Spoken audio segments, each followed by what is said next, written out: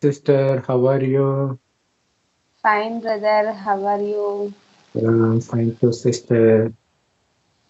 What's What shall we discuss today, sister? We can discuss. Shall we discuss about Agori, Naga Sadhu? Because that's the um, talk of the town now. Actually, talk of the world. The whole world is seeing India because of Maha Kumbh Mela, because of such a huge gathering in one place, which can never happen anywhere in the world. And the main attraction of that gathering is Naga Sadhu, who would be fully naked. So even in places like America, there are people who are nudist. There's a culture like that, but there will be separate place for them. But here, it is in the public place. They are coming naked. So it is only in Maha Kumbh Mela we see so many sadhus, Naga sadhus in one place.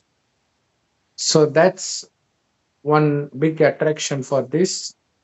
And there are many more deep spiritual secrets for this function and also behind the Naga sadhus.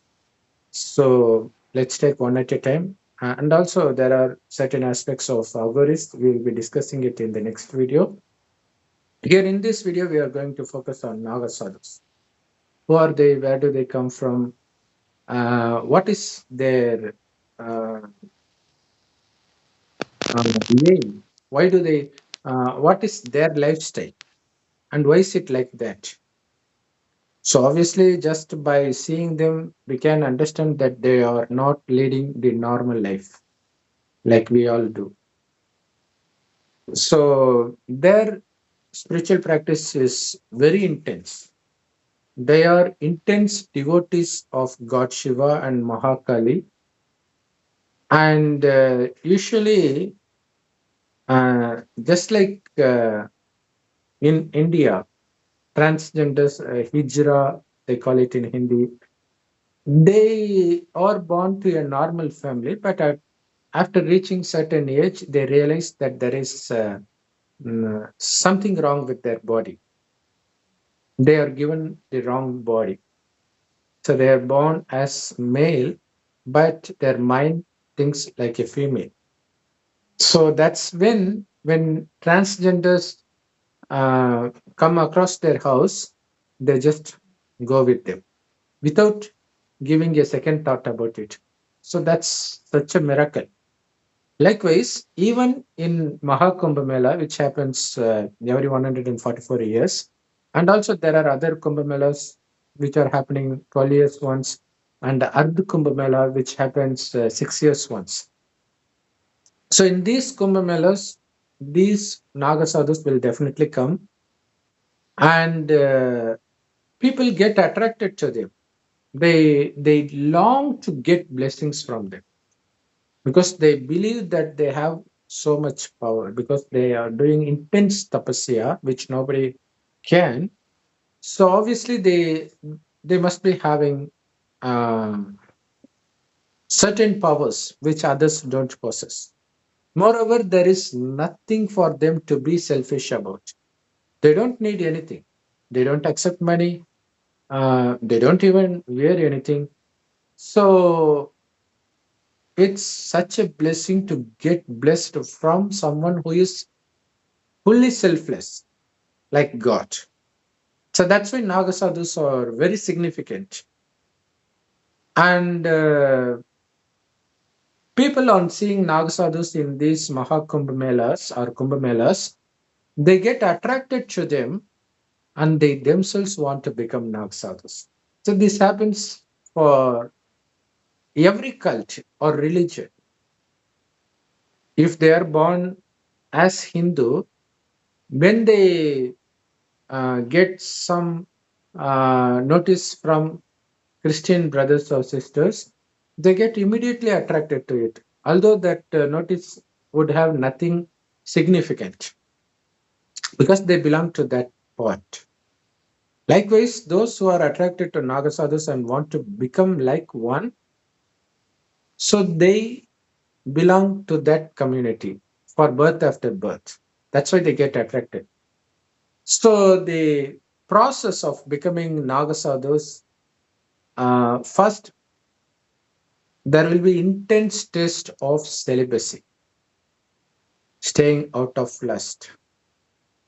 So they have to pass that. Then they have to do the end rituals that one performs after death. So he performs the death rituals for himself and for all his family members, which means he has no family, he has no body, he has nobody and no body. So, because he is dead, that's the reason they apply ashes from the cremation ground all over their body. That's one of the reasons they look strange. So, it means I'm dead to this world. I no longer bother about my body. So, it's like taking a new birth. So, in Mahabharata, it is shown Draupadi takes birth from the yajna, from the fire. So similarly, they're also they don't come out of the fire, but still they consider themselves dead. That's why they apply ashes from the dead body all over their body, and they are intense devotees of God Shiva and Mahakali.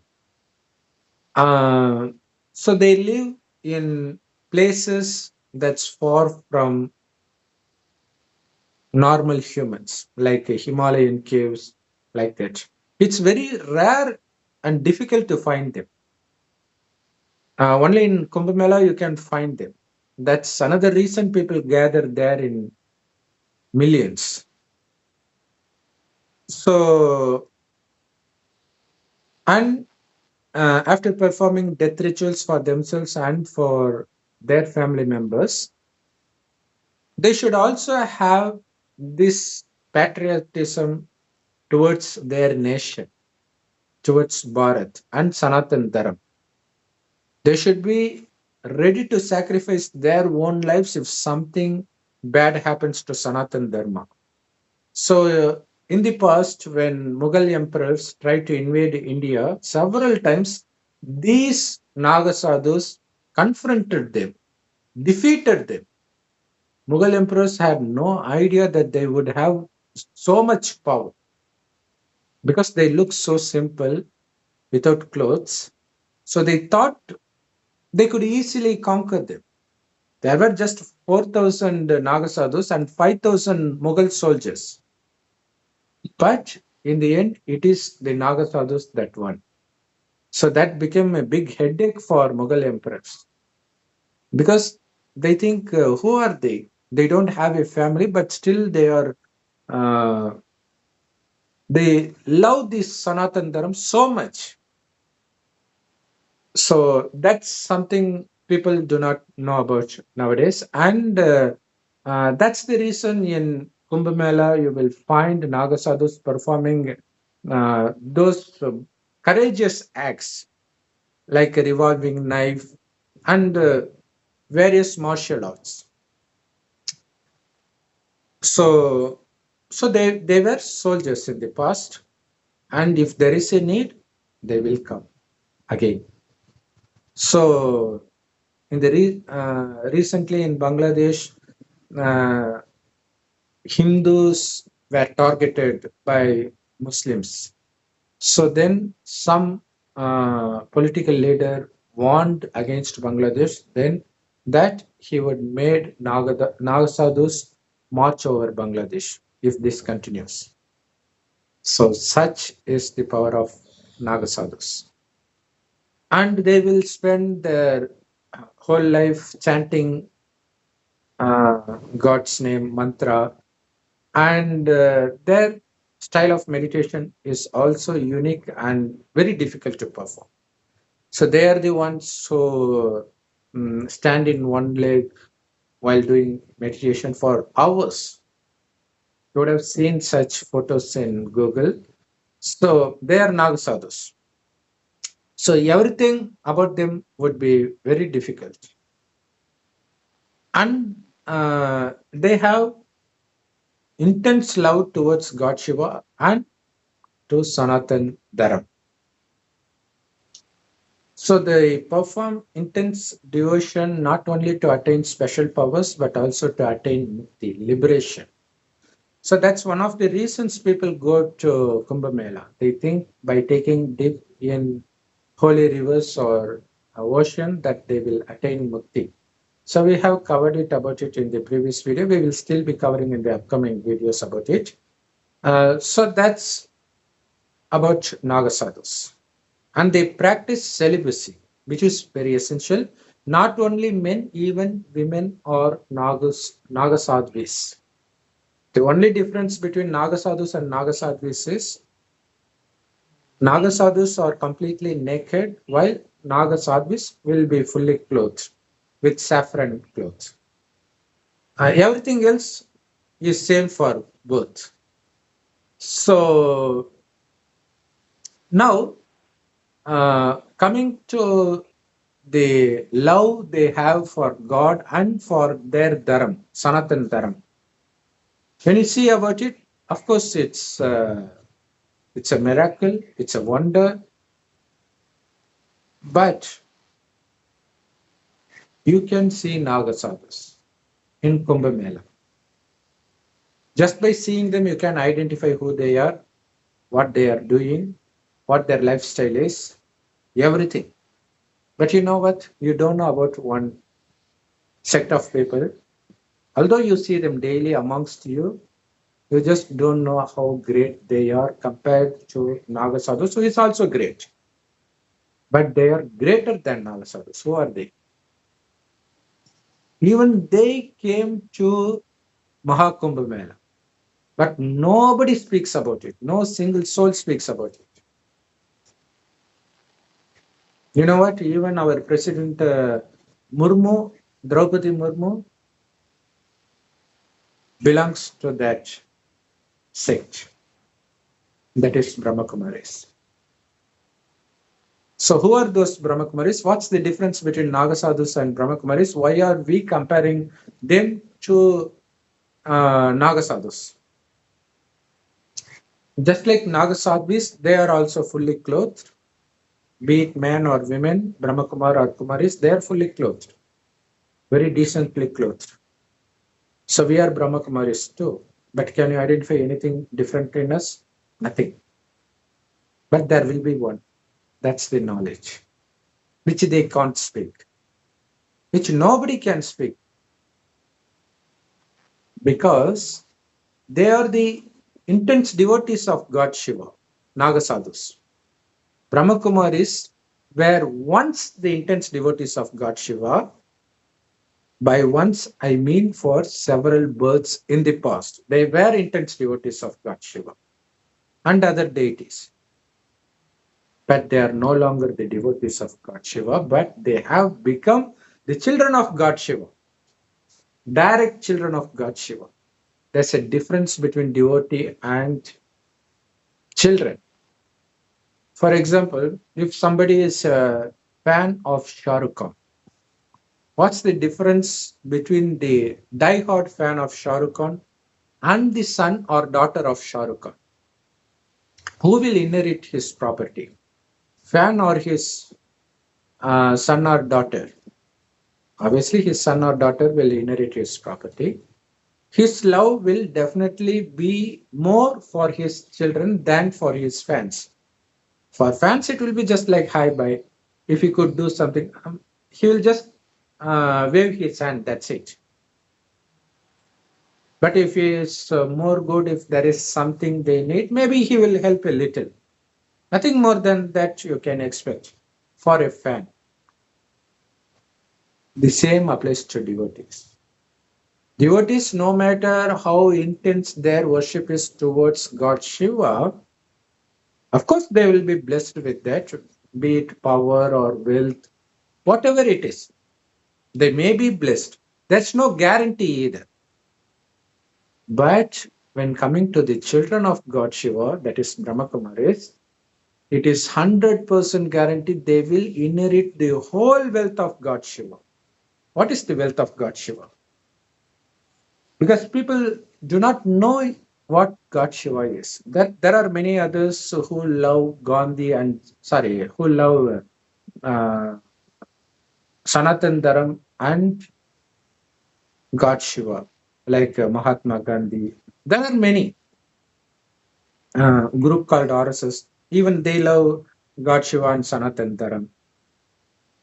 But how is Brahmakumaris different from all those groups? They all love God Shiva, there's no doubt about it. They all love Sanatan Dharam, there's no doubt about it. But Brahmakumaris, they are the children of God Shiva, sitting in the lap of God Shiva. And regarding Sanatan Dharam, although they all love Sanatan Dharam, the truth is, believe it or not, they know nothing about Sanatan Dharam.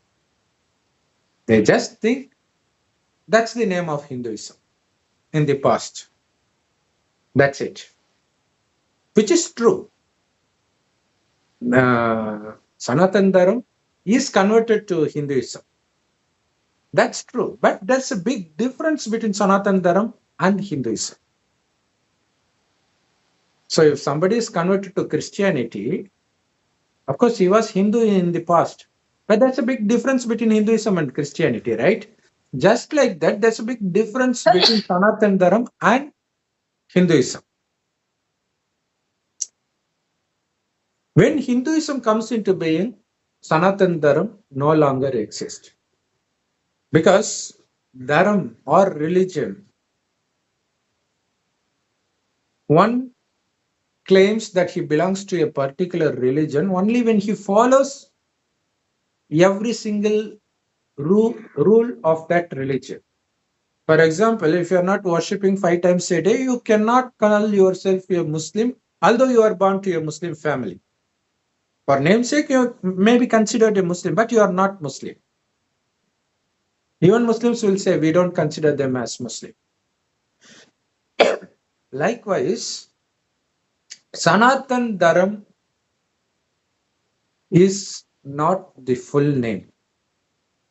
The full name is Adi Sanatan Devi Devata Dharam. Nobody knows about, they even speak about Adi Sanatan, but they never speak about Devi Devata Dharam. Because whoever we worship, Hindus worship, those deities, they belong to Adi Sanatana Devi Devata Dharam, not us. We are not, we don't belong to Sanatan Dharam anymore. We were in the past, not anymore. What's the difference?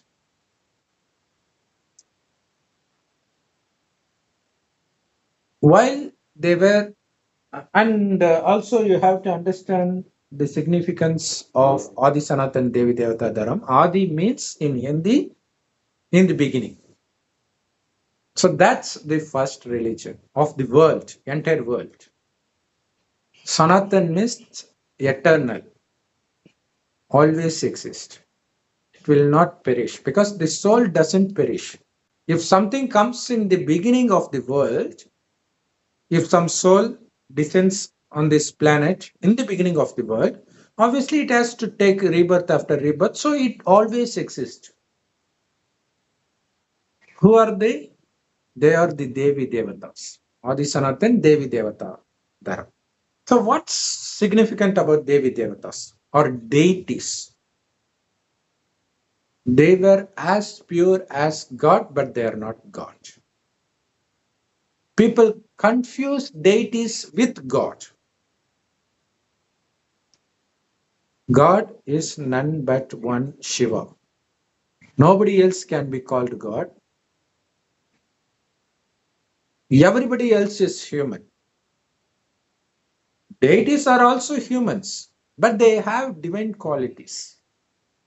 Filled with divine qualities, इसलिए That's why we are calling them as deities.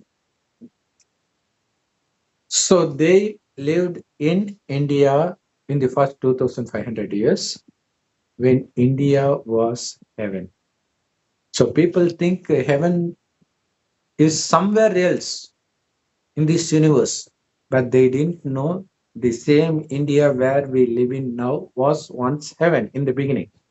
Because God creates this world as heaven. He wouldn't create this world with so much rape, murder, filled with all these things that give sorrow and pain.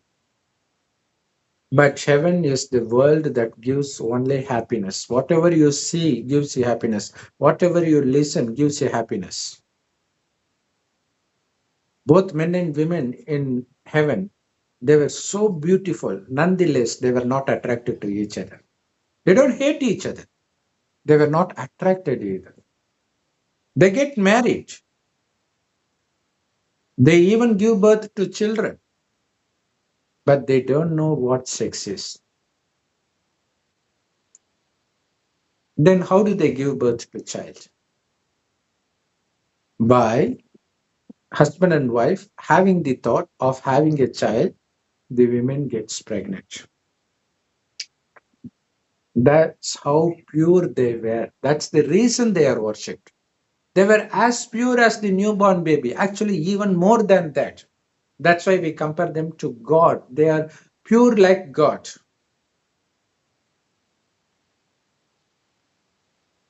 So, of course, people worshipped them. They were worthy of worship because of the purity and also the divine nature. Their eyes were so pure that it has no lust when seeing each other.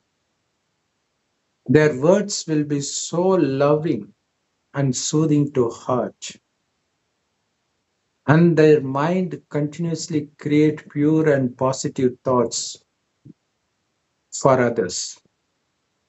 So they will have no waste thoughts, no negative thoughts, no vicious thoughts, no lustful thoughts. That continued for the first 2500 years, after which the world becomes hell because the deities start falling into vices like lust, anger, greed, attachment, and ego. How did this happen? How was it that they did not have the trace of vice for the first 2500 years? Because they were completely soul conscious. They considered themselves to be the soul that shines like a tiny star in between the eyebrows, which is why Hindus apply tilak here. They interact with each other by having the focus in between the eyebrows, not anywhere else. That's the reason they did not get attracted or distracted by anything external to them. They were constantly happy and blissful and peaceful because that's the true nature of soul. So, what happens after 2500 years is the soul slowly loses its power.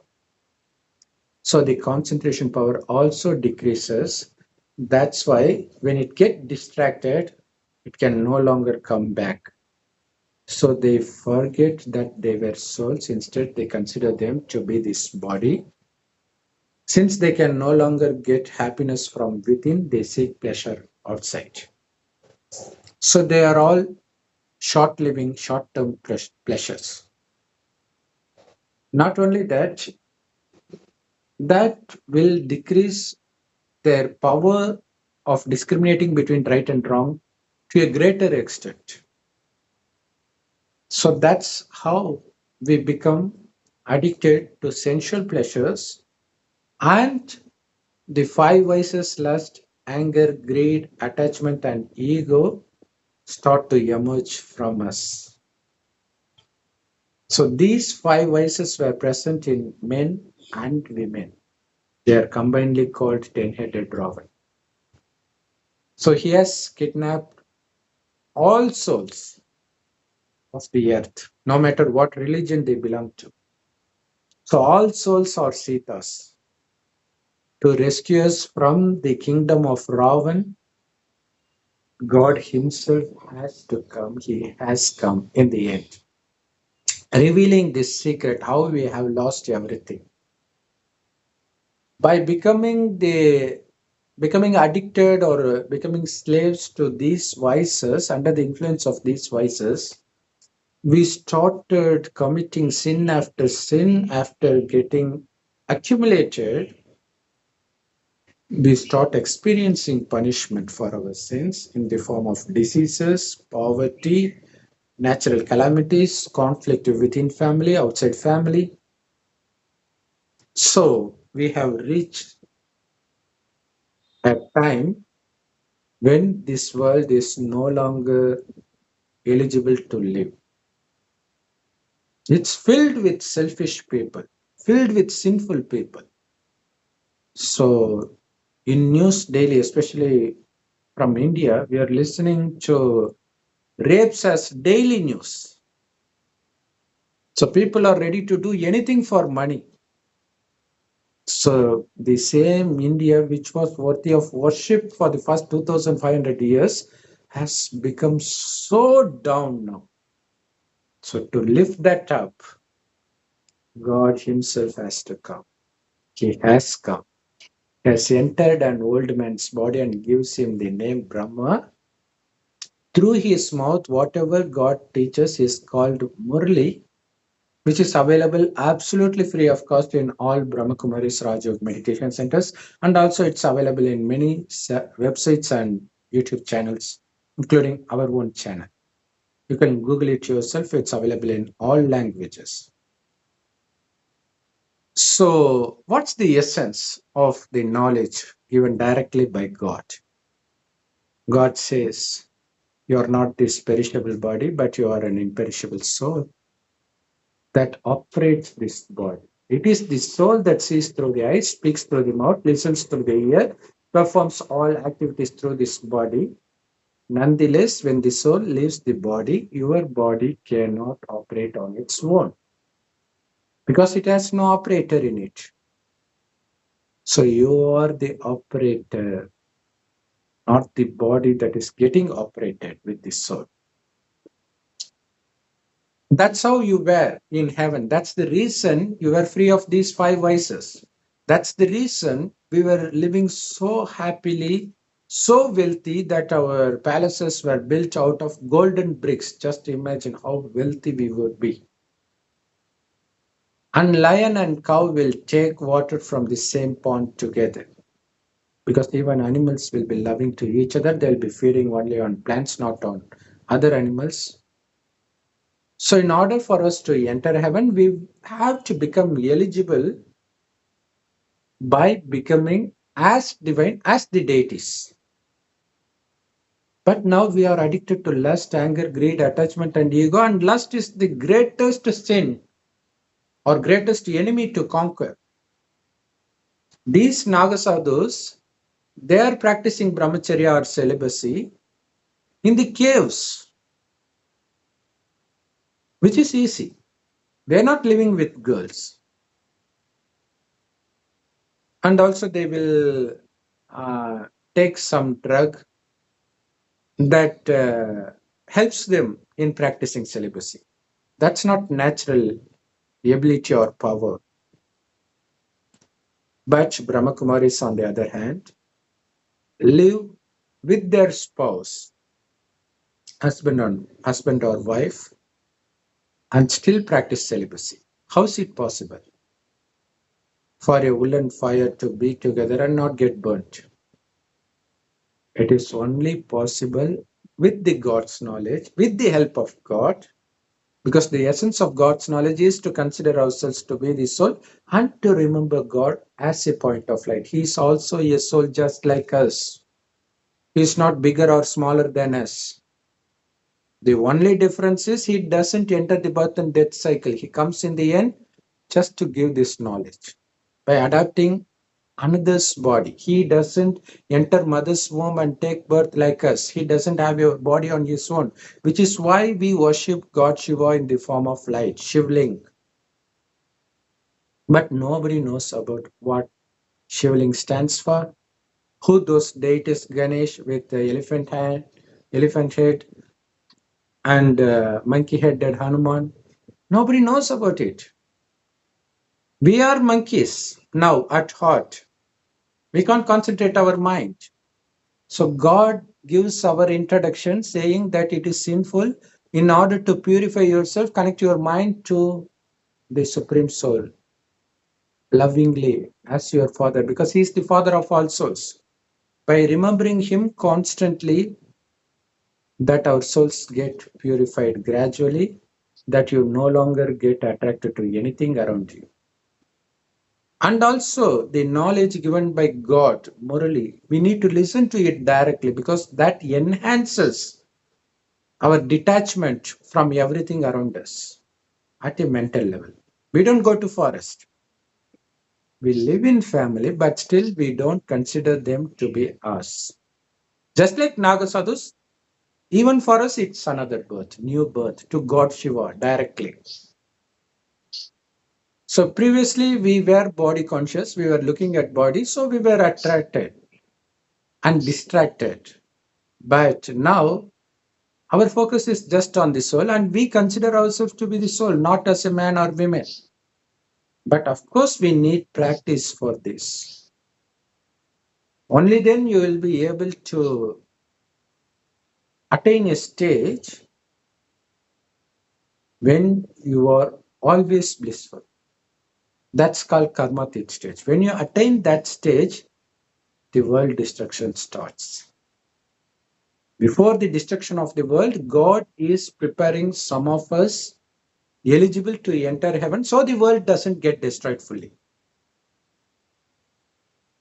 So the world is anyway going to get destroyed. Everybody has to die. We have to leave this body. But whether or not we are going to leave this body happily or painfully, that's in our hand. Just like as mentioned in the scripture, Markandeyan, at the time of his death, hugs Shivling so tightly. And when Yamadharmaraj wants to take his life away, God Shiva kicks him out, saying, "How dare you put his hand on my child, on someone who is hugging me?" Likewise, God doesn't have a body to hug, but hug him with your mind. That is, remember him. That's the hugging. By remembering him, you are conquering death. Doesn't mean you won't leave this body. You will leave this body because this body is born out of sex. So obviously it will give pain. So you have to get a beautiful body in heaven. This world after destruction will be renewed into heaven. The five elements will become Satopradhan, pure. It is by your staying in remembrance of God, not only your soul becomes pure, but also the five elements around you become pure.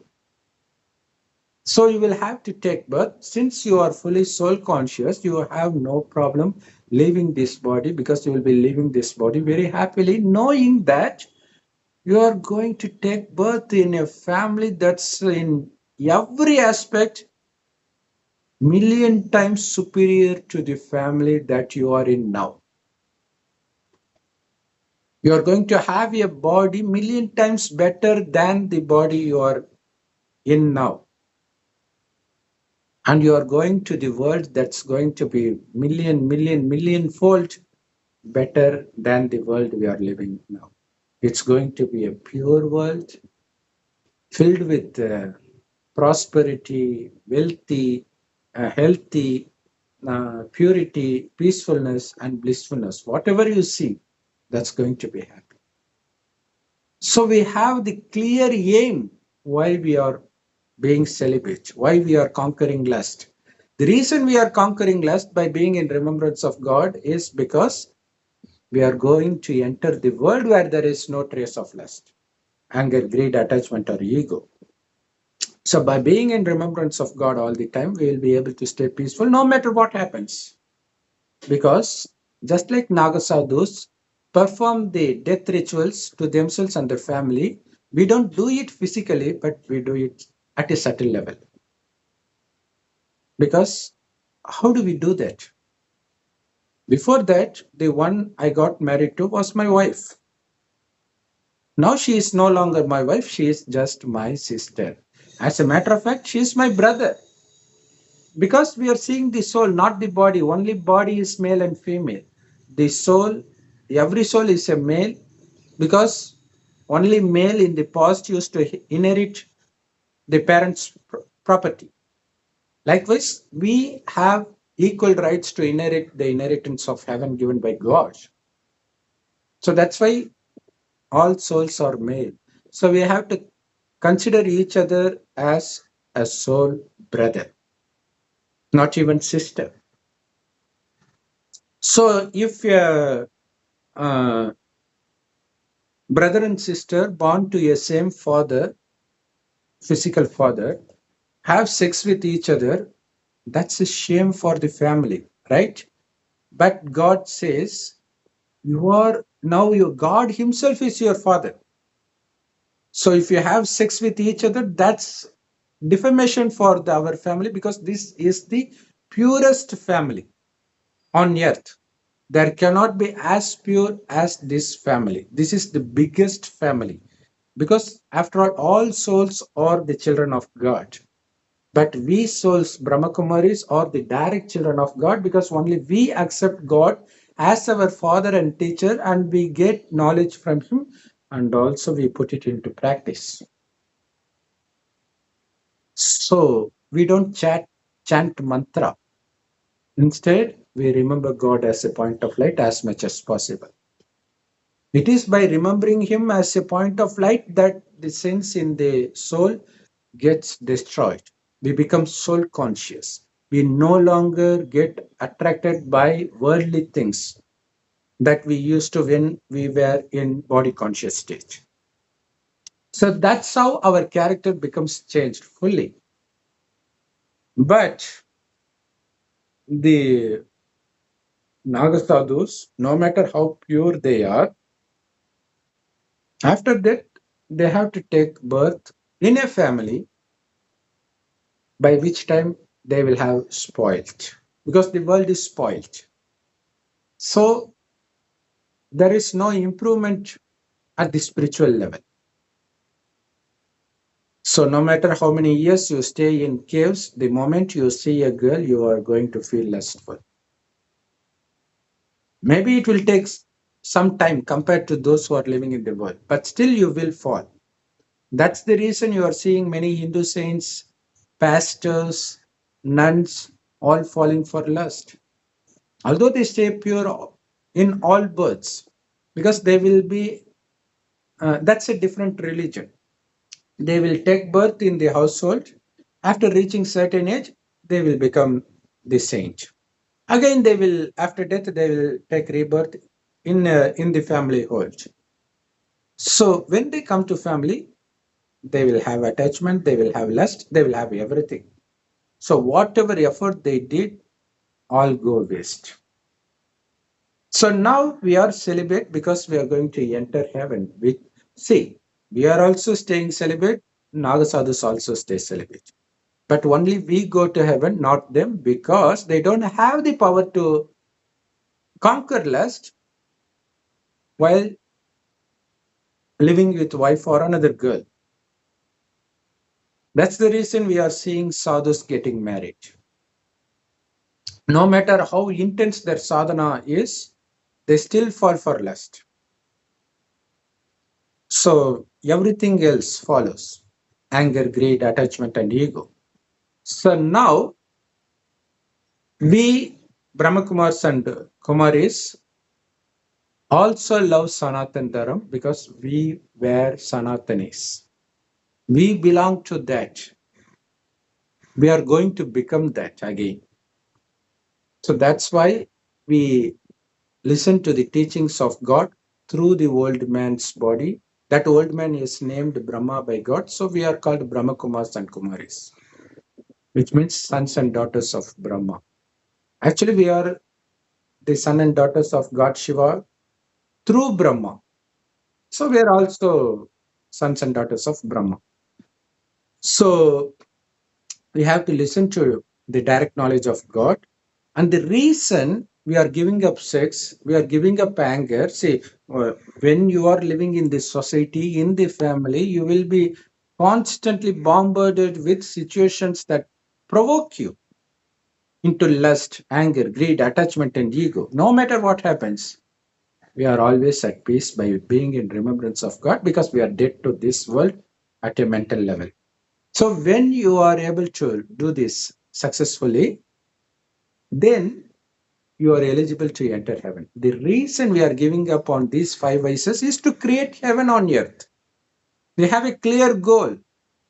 Naga Sadhus, maybe they fight with the foreigners when they try to destroy India or occupy India. That's fine. But still, what about the mindset of people in India? They don't change. It is by being in remembrance of God, we are able to change ourselves and also to change others.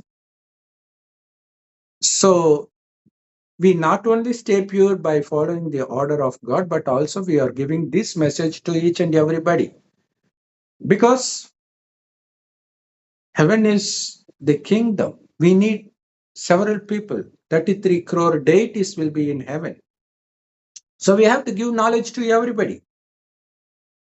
What do Naga Sadhus do? Do they give any knowledge to anybody? They just ask them to get rid of clothes and sit in different posture, chant mantras. Okay, they are better than others, but being Brahmakumari is the best. Because this is the path of knowledge. Everything else belongs to the path of devotion. That is the path created by humans in search of God.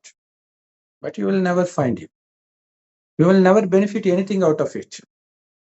God Himself comes here and saying, I'm your Father. But unfortunately, majority of them don't even recognize Him. It is mentioned in Ramayana. Sabri, intense devotee of Rama, has been waiting for Ram for birth after birth. When finally Ram comes to meet her, she says, I couldn't recognize you.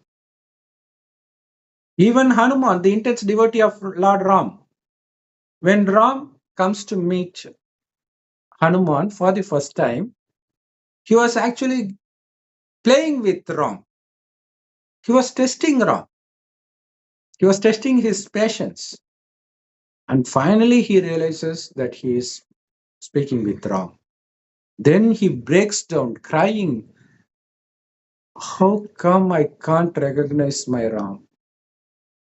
That's what's happening here. You go to Maha Kumbh Mela, you are seeing many sects of Hinduism preaching their ideologies. But among them is Brahmakumaris. You don't see them in any YouTube channels or news channels. So pathetic. You are seeing many channels taking interviews of Sadguru. But the real Sadguru is God. Sadguru means the Guru, true Guru, who shows the true path to heaven, about the truth, about where the soul goes after leaving this body. So that's hell. Nobody recognizes him. 1 in million recognize him. If you are watching this video, the entire video, patiently, trust me, you belong to Sanatan Dharma. Or else you will have no patience in watching this video.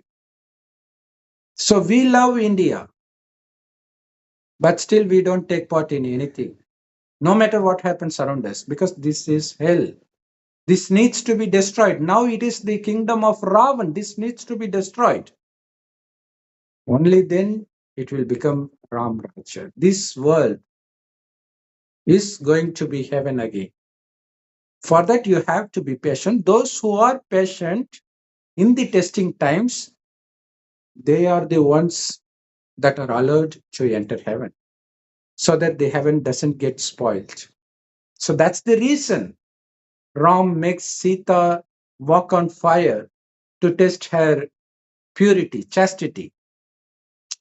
So, chastity or purity means staying away not only from lust, but also anger, greed, attachment, and ego. How does he test? By walking on fire? No. By giving you the situation that triggers you sexually, triggers you into anger, attachment, ego. So pay no attention to anything, because for you, the world is dead. You are also dead to this world. You don't even have the body. Consider yourself that you don't have the body. Consider yourself to be the soul. You don't apply ash all over the body because you consider yourself bodiless as a soul. And also, you are seeing each other as soul. Of course, it takes time and effort. It doesn't come just like that. For that, you need to practice it intensely by bringing attention. Nothing else you have to do. You don't have to sit in different posture. That's highly impossible for women and old people. You don't have to chant any mantras. Nothing is going to happen by chanting mantras. All you need to do is to be in remembrance of God all the time, no matter what you do. You take bath, you take food, you take walk, you speak with somebody, but make sure your mind is always connected with God Shiva and your aim of going to heaven. Nothing should break your concentration. You have to consider yourself that you are in the pilgrimage to heaven. So it's a mind game. Don't allow anything to let your mind go astray. So now, after listening to it, just to revise it again in a very briefly, Naga Sadhus sacrifice everything without any aim. We don't sacrifice anything physically, but we are sacrificing everything mentally, which means we'll be taking care of the wife, husband, family members, but we don't consider them to our family. We consider them to be the children of God. I'm just taking care. I'm a God servant who orders me to take care of these members. They are my brothers, just like others. But it's my duty now to take care of them as long as I'm in this body. That's it. But my mind is connected only to God. So no matter what happens to them, that should not shake my peace. I should always remain unshakable. So this is why Hanuman is worshipped. Before that, we had mind that has been jumping like monkey from one thing to other. Now our mind is so firm with connected with God, just like Hanuman becomes that after meeting Ram. So in the end, he is able to fly, which means we no longer have anything about this world. So we are flying in happiness towards heaven mentally. So there are many several aspects. There's a world between the supreme abode where God lives and this earth where we live. That's called the subtle world, created exclusively now by God, so that we always be there, spreading power of purity, peace, blissfulness all the time, because the world needs it now.